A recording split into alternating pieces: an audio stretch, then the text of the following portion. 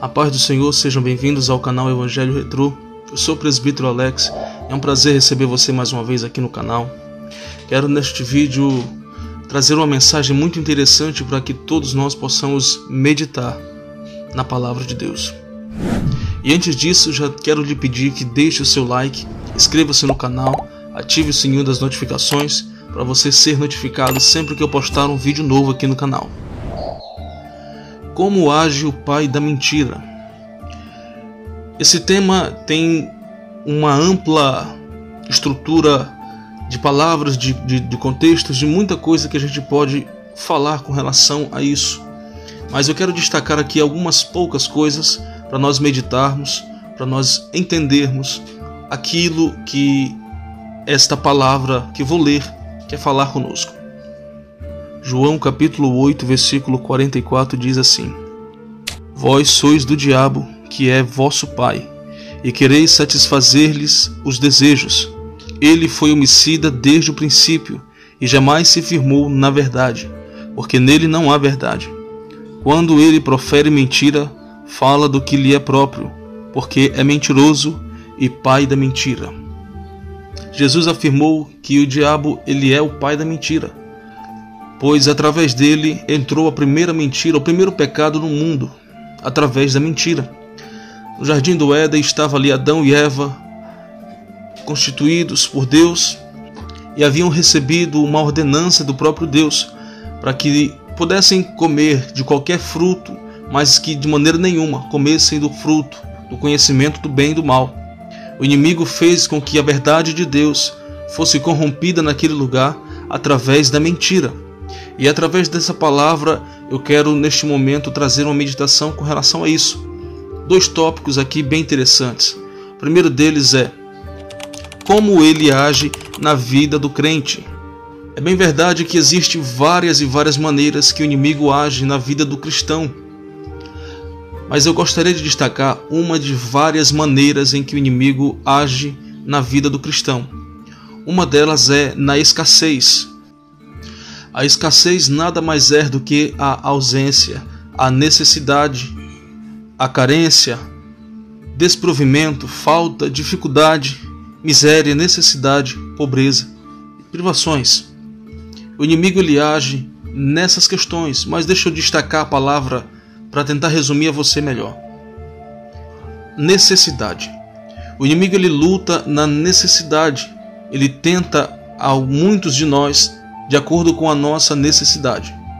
O inimigo ele age naquilo a qual nós nos encontramos. Eu vou dar um exemplo melhor. Todos nós, enquanto estamos sendo provados por Deus, ou o Senhor permite que nós venhamos passar por uma dificuldade, é nesses momentos que o inimigo ele tenta a cada um de nós para tentar fazer com que nós venhamos fugir do propósito de Deus. Deus, quando estabelece dificuldades, problemas, provações para a vida do cristão, ele tem um propósito, e este propósito ele deve ser respeitado, pois todos nós que estamos sendo provados por Deus precisamos entender que não importa o que aconteça, devemos manter a nossa confiança intacta, a nossa fé convicta no nosso Senhor. E é exatamente aí que o inimigo se apresenta. No momento em que nós estamos passando por esta determinada situação, ele tenta fazer com que nós venhamos a pecar e corromper esta verdade de Deus em nossa vida. Verdade esta que é que nosso Deus nos coloca em uma situação e nunca, jamais dará a nós um fardo maior do que possamos suportar. Mediante a isso, o inimigo sempre se apresenta a nós trazendo uma suposta solução para os nossos problemas. E é nesse ponto em que muitos cristãos caem e se enganam. Aprendendo esses pontos aonde o inimigo trabalha, nós conseguimos compreender melhor a tentação de Jesus em Mateus capítulo 4. E depois de jejuar 40 dias e 40 noites, teve fome. Então o tentador, aproximando-se, lhe disse: Se és o Filho de Deus, manda que estas pedras se transformem em pães. Veja nessa leitura que Jesus, após estar 40 dias e 40 noites jejuando, o inimigo se apresentou a ele, tentando-o de acordo com a sua necessidade. Jesus estava com fome, com toda certeza. E por isso o inimigo se apresenta a ele, tentando-o na sua necessidade, dizendo: se tu és o Filho de Deus, transforme estas pedras em pães. Mas através da resposta do Senhor Jesus, o inimigo é repreendido no mesmo momento. Jesus, porém, respondeu: está escrito, não só de pão viverá o homem, mas de toda a palavra que procede da boca de Deus. A princípio, então, nesta rápida meditação, nós entendemos que na vida do cristão, uma das maneiras que o inimigo ele age na nossa vida, uma das maneiras em que o pai da mentira age na vida do cristão é na escassez, é tentando apresentar a nós uma solução, é tentando levar a cada um de nós a alcançarmos alguma coisa que não é da permissão de Deus. O inimigo se aproveita da aflição de muitos, o inimigo se aproveita da tristeza de muitos, ele se aproveita da aflição, da angústia, da luta de muitas pessoas para enganá-las e levá-las a pecar contra Deus. Nós devemos compreender, quando isso acontece, que nada é de graça, principalmente do diabo. O inimigo ele é o pai da mentira, como diz a palavra, e ele é especialista em mentir. Ele sabe exatamente o que deve fazer para conduzir alguém ao engano. E mediante a isso ele utiliza esses artifícios. Como eu disse, há muitas maneiras em que ele trabalha, mas nessa em específica aqui, o inimigo ele costuma trabalhar exatamente fazendo com que as pessoas pensem que a solução está ali e ela é de graça, mas na verdade não é. Tudo tem um preço. Para que Jesus viesse a receber tudo aquilo que estava sendo oferecido a ele, Jesus deveria se prostrar e adorar, como nós podemos acompanhar no decorrer da leitura de Mateus capítulo 4. Esse era o preço. Jesus deveria deixar de se render inteiramente ao Pai e se prostrar ao inimigo. Esse era o preço a se pagar. Assim é também na nossa vida. O inimigo ele tenta apresentar a nós uma suposta solução, mas tudo na verdade tem um preço, e esse preço costuma ser muito caro. Bem, como eu disse, há muitas maneiras, eu quis destacar somente essa para você compreender como o inimigo age, como o pai da mentira age na vida do crente, na vida do cristão. Quero destacar aqui também, em algumas poucas palavras, como ele age na vida do ímpio. Da mesma maneira, como eu disse no início, o inimigo ele tem muitas maneiras para agir na vida ou contra a vida do cristão. Assim também é na vida do ímpio, na vida da pessoa que não é cristã. Ele age da mesma maneira, de várias maneiras, de vários modos, com várias ferramentas diferentes. Mas eu quero destacar uma delas aqui também. O inimigo ele age na vida da pessoa que não é cristã, ele age na vida do ímpio através do engano.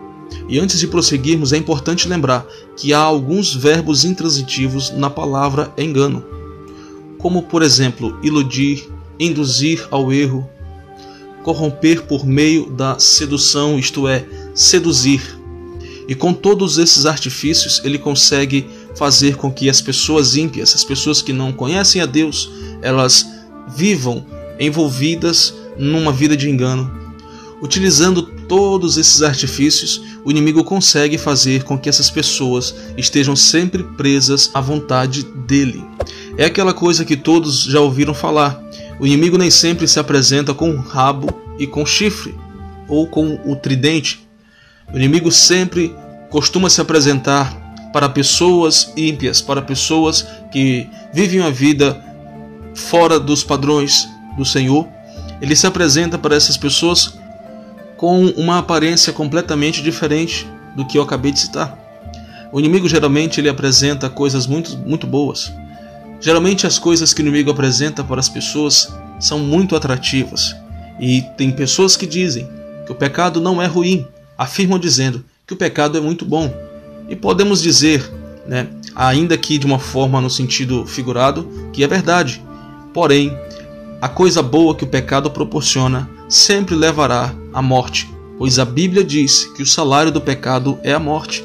O inimigo ele trabalha no engano, ele seduz, como eu disse, uma das palavras que podem explicar ou esclarecer a palavra e definir a palavra engano é a sedução. O inimigo ele conduz ao erro através da sedução, ele seduz a pessoa, atrai a pessoa com alguma coisa boa, e nisto ele consegue prender as tais pessoas.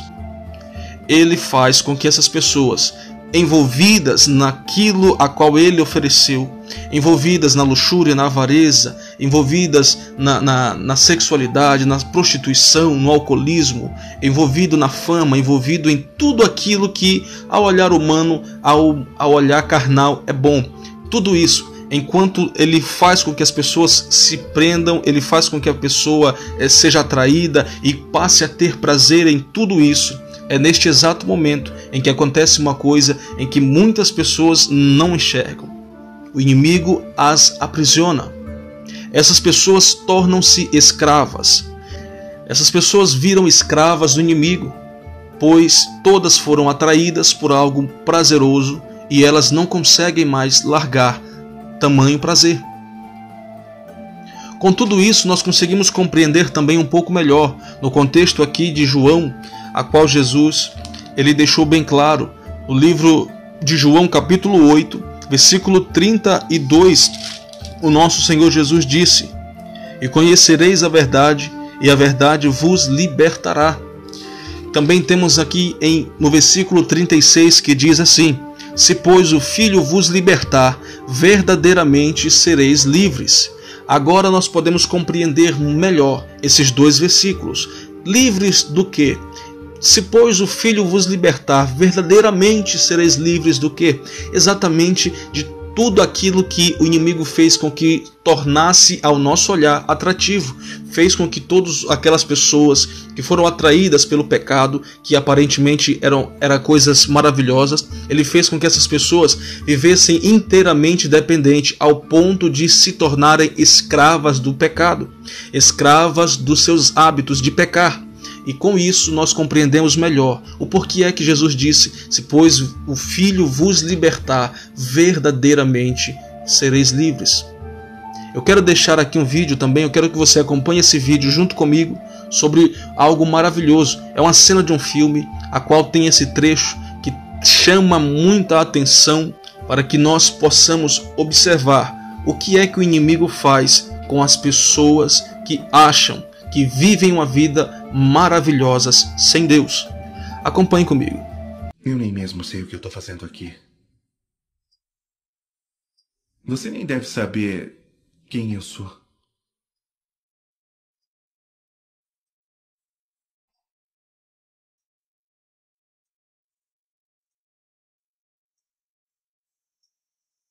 Você orava e acreditava.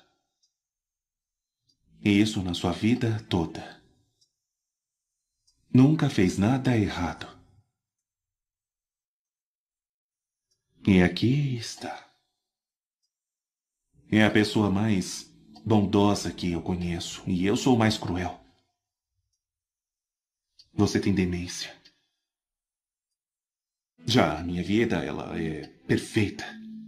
Me explica isso pra mim. Às vezes, o diabo deixa as pessoas viverem a vida sem problemas, porque não quer que recorram a Deus. Seu pecado é como uma cadeia, só que tudo é lindo e confortável, não há necessidade de sair. A porta está aberta. Até que um dia o tempo se esgota e a porta da cela se tranca. Então, é muito tarde.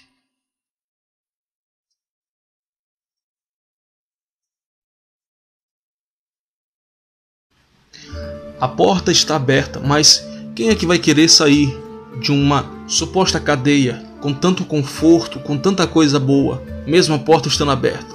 Todos vão querer continuar lá dentro.